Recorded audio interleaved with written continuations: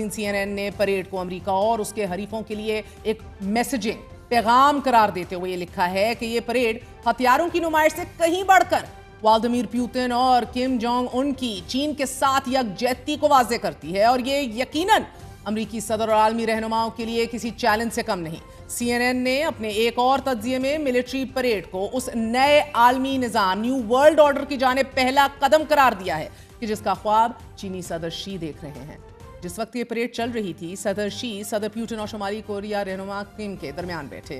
بات کر رہے تھے، بار بار ان کی باتوں کا جواب دے رہے تھے، اور اسی موقع پر امریکی صدر ڈونلڈ ٹرمپ نے اپنی social media website Truth Social پر طنزیہ پوسٹ میں لکھا کہ میری جانب سے پوتن اور کم جونگ ان کو گرم جوشی سے سلام کہیے جب آپ امریکہ کے خلاف سازش کر رہے ہیں۔ ٹرمپ کی پوسٹ کے جواب میں صدر پوتن کے مشیر نے بظاہر امریکی صدر ٹرمپ کو ہی باور کرواتے ہوئے یہ کہا ہے کہ یہ پریڈ کسی کے خلاف کسی سازش کا حصہ نہیں، آپ کے خلاف کوئی سازش نہیں کر رہا۔ ہم یقین دلاتے ہیں کہ تینوں رہنماؤں میں سے کوئی بھی اس قسم کی سوچ نہیں رکھتا۔ ساتھ ہی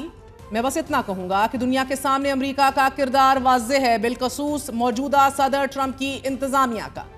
ناظرین، صحافیوں سے گفتگو کرتے ہوئے صدر ٹرمپ کا یہ کہنا ہے کہ اس پریڈ کو امریکہ کے لیے چیلنج نہیں سمجھتا، جبکہ جاپان نے پریڈ پر تبصرہ کرنے سے گریز کرتے ہوئے یہ کہا ہے کہ ایشیا کی دونوں بڑی معیشتیں تعمیراتی تعلقات قائم کر رہی ہیں۔ بظاہر صدر ٹرمپ عالمی منظرنامے پر وقوع پذیر ہوتی تبدیلیوں سے خوش نہیں ہیں۔ جہاں وہ ایک جانب چین کی ملٹری پریڈ پر طنز کر رہے ہیں،